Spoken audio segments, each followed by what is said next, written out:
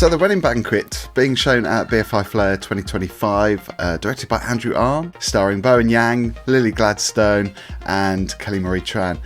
Raj, we saw this a couple of days ago at the BFI Flare Festival. We sure did. We were kicked off BFI Flare in style with the first screening of The Wedding Banquet, so yeah. I think it's a really good film to start the festival with because it's so feel good. I mean, we'll come on to my verdicts obviously at the end, but I did like it. I mean, I always think that Bowen Yang is great to watch. He's so uplifting, and I don't just mean his comedy sketches. You know, we've obviously seen him on SNL recently with Lady Gaga.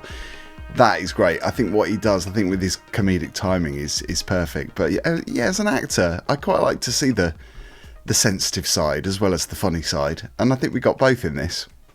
Yeah, it's kind of funny you said uplifting because his performance, well, his character is a bit depressing in this film. So a little bit of a departure from what he usually does in the comedy realm. So good to see him stretching his chops a little bit and, you know, going for the more dramatic, problematic role in the movie rather than the happy, uplifting one that you expect, like what you'd see in maybe Wicked or... Yeah, because I was expecting him to have all the funny lines, but actually he didn't really. I mean, his character wasn't really the one that delivered those, you know, those comedy lines. So I think it's quite refreshing to see other people kind of taking on that, because there were other characters that were funnier, I think. I'm not saying his character wasn't funny, because I think he did have, you know, funny elements, but I was expecting him to be the one that was owning it. Yeah, he has a bit of a Debbie Downer character who has a sort of redemption arc throughout the film. But no, I really enjoyed it. It's good to see him, you know, spreading his wings a bit and getting, you know, more bigger acting roles. And I don't know, I really liked this film obviously for the, you know, Asian American elements of it, because that really resonates with me. But I remember seeing the original film like in 1993, and it was pretty groundbreaking at the time. So I kind of knew what was going to happen, but it was nice to see this story like rebooted a little bit for a modern audience. So the press release says it's a joyful comedy of errors about a chosen family navigating the disasters and delights of family expectations, queerness and cultural identity.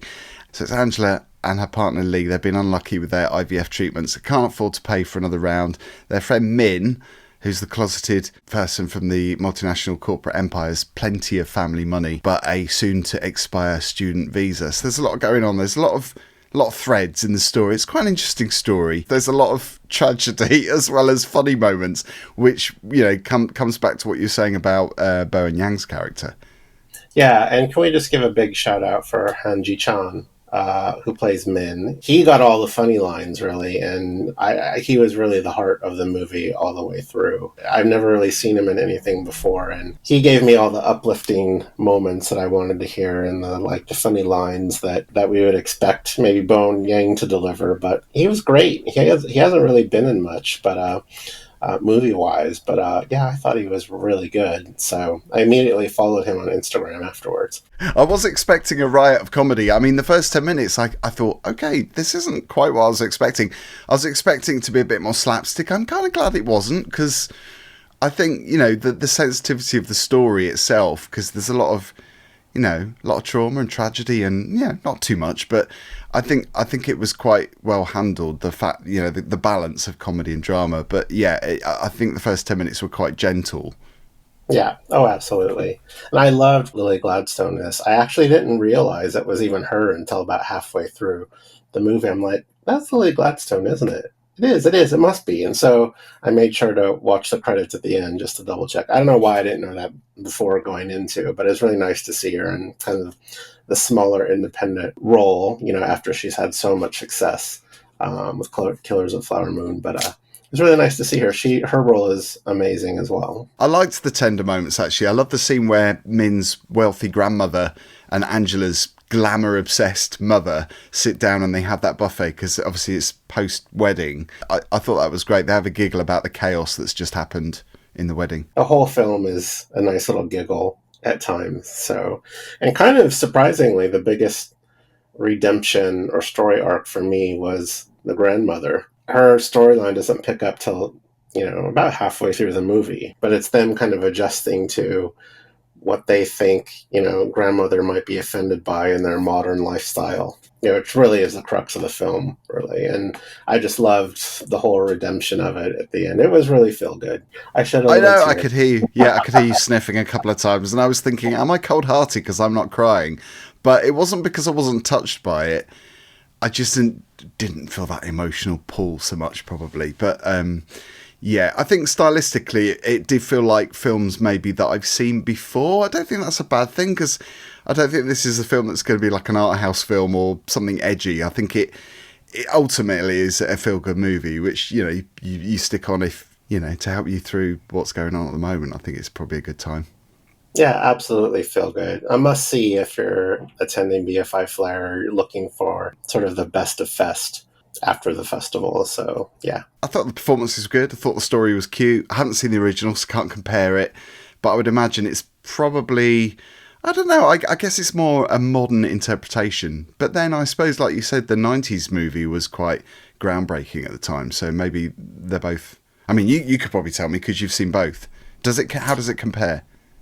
Well, I haven't watched it since it was out on VHS tape. So it was Oh, one wow. that, you rented, when I was in university, you rented at the local queer, bookstore, and I was just thinking, it was like such a good movie. And anyone who watched it was like, wow, kind of like it has that same sort of sentiment as like My Beautiful Laundrette. I don't know how it holds up these days, but the broad storyline strokes are there.